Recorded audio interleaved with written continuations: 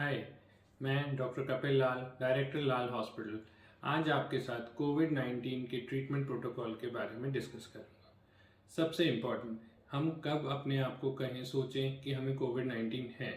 सबसे पहले जो सिम्टम्स हैं जो मोस्ट कॉमन वो है फीवर, खांसी, जुखाम, बॉडी एक्स, लूज मोशन और आजकल इवन कंजक्टिवाइटिस को भी हम एक सिम्टम मान रहे हैं। जब भी हमें इनमें से कोई भी सिम्टम्स आते हैं, सबसे पहले हमने अपना RT-PCR कराना है। साथ ही साथ ब्लड टेस्ट जिसमें कि CBC और CRP ये मस्ट हैं। इनके कराने से ये हमारे बेसलाइन टेस्ट हो जाते हैं और हमें ये आगे मॉनिटरिंग के लिए काम आएंगे। RT-PCR की रिपोर्ट आने में आजकल 48 to 72 आवर्स लग रहे हैं। तब तक हम अपने आप को कोविड पॉजिटिव माने जब तक कि हमें पक्का ना हो जाए कि हम नेगेटिव हैं।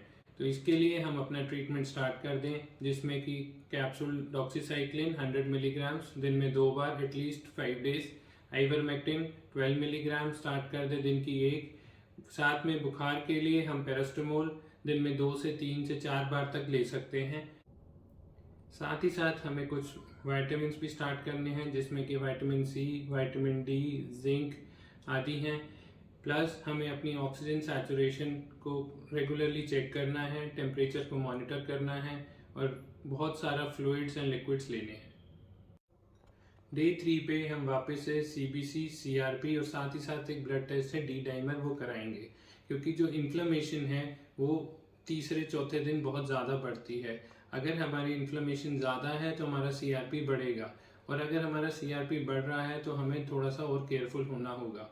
साथ ही हम जो D-डाइमर का टेस्ट कराते हैं वो इसलिए होता है कि खून के धब्बे तो नहीं हो रही है, हमारा खून थ्रोम्बोटिक जो फिनोमिनास हैं वो तो नहीं स्टार्ट हो रहा। और जहाँ अगर हमारा D-डाइमर बड़ा आता है तो हमें लो मॉलिक्यूलर वेट हेपेरिन शुरू करनी पड़ती है। मैक्सिमम लोगों का डे 5 तक बुखार उतर जाता है। अगर बुखार नहीं उतर रहा है बट हम CBC, CRP से वापस मॉनिटर करेंगे। CRP अगर बढ़ रहा है, नॉर्मल के लेवल पे आ जाना चाहिए, या जो पहले बढ़ा है वो कम हो जाना चाहिए।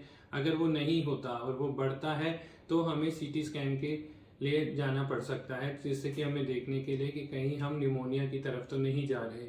और सबसे इम्पॉर्टेंट चीज़, स्टीरॉयड्स हमें शुरू नहीं करने हैं, क्योंकि अगर हम स्टार्टिंग में स्टीरॉयड शुरू करते हैं तो हम वायरल लोड को बढ़ा सकते हैं। अब तक हमारी RT-PCR की भी रिपोर्ट आ गई होगी। अगर हमारी RT-PCR की रिपोर्ट में CT वैल्यू 24 से कम है तो हम हाईली इन्फेक्शियस हैं। 24 से ऊपर हम इन्फेक्शन कम, हमारे ट्रांसमिट करने की चांसेस कम है, लेकिन ये नहीं कि हम बिल्कुल ठीक हैं। उसके बाद डे 7 सबसे ज़्यादा क्रूशियल टाइम है इस पूरे फेज का।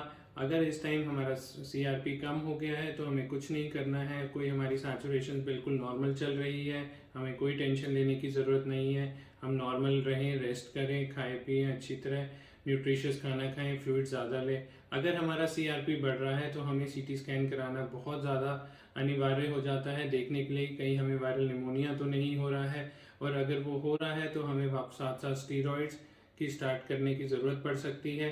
प्लस हमें अपने डॉक्टर से कंसल्ट करना होगा, क्या हमें भर्ती की ज़रूरत है या नहीं।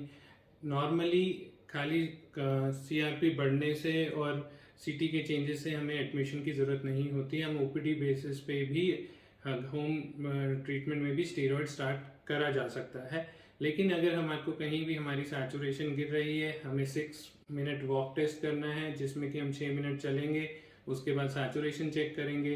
अगर हमारी ऑक्सीजन सैचुरेशन 15% से कम हो रही है तो हमें इमीडिएटली अपने डॉक्टर को इन्फॉर्म करना है, क्योंकि हो सकता है हमें भर्ती की ज़रूरत हो। अगर हमारी ये सब चीज़ें नॉर्मल चल रही हैं तो हमें इसी तरीके से अपने आप को मॉनिटर करते रहना है। एंड सबसे इम्पॉर्टेंट, अपने आइसोलेशन मेंटेन रखनी है, न्यूट्रिशन मेंटेन रखना है। नॉर्मली डे 10 के बाद वायरस रेप्लिकेट नहीं करता और हम गवर्नमेंट की गाइडलाइंस है कि हम डे 14 के बाद we can go out and we are considered as discharge. जो जो लोग एलिजिबल हैं वैक्सीनेशन के लिए, उनको वैक्सीनेशन ज़रूर लेनी चाहिए, क्योंकि इवन लोगों के दिमाग में ये चल रहा है कि 2 वैक्सीनेशन के बाद भी हमें कोविड हो गया। कोविड किसी को भी हो सकता है, इवन री इन्फेक्शन भी हो सकती है। वैक्सीन का सबसे ज़्यादा फायदा ये है कि हमें डेंजरस डिजीज़ या सीवियर डिजीज़ नहीं होता, हॉस्पिटलाइजेशन की चांसेस मिनिमम होती हैं, डेथ की चांसेस बहुत रिमोट हो जाती हैं। तो इसलिए वैक्सीनेशन ही एक मात्र हमारा सहारा है जो कि हमें आगे चल के हेल्प करेगा।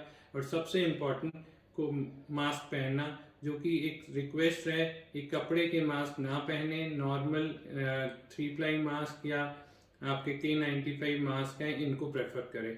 गमछा, दुपट्टा, ये चीज़ें बहुत ज़्यादा हार्मफुल हैं। ठीक है, ये कभी कभी के लिए तो ठीक है, बट रूटीनली आप रुमाल बांध के ये मत सोचिए कि आप सेफ हैं या दूसरा बंदा सेफ है। और मेरी सभी से एक ही हाथ जोड़ के विनती है, जो कोविड से ठीक हो रहे हैं या जिनको पहले कोविड हो चुका है, वो प्लीज़ प्लाज्मा डोनेशन के लिए आगे आएँ। मैंने खुद 3 बार प्लाज्मा डोनेट कर दिया है। प्लाज्मा डोनेशन से कोई एंटीबॉडीज़ कम नहीं हो जाती। आप एक नहीं, 2-2 जाने, बल्कि 2-2 फैमिलीज़ को बचा सकते हैं। प्लीज़ प्लाज्मा डोनेशन के लिए आगे आएँ। Thank you.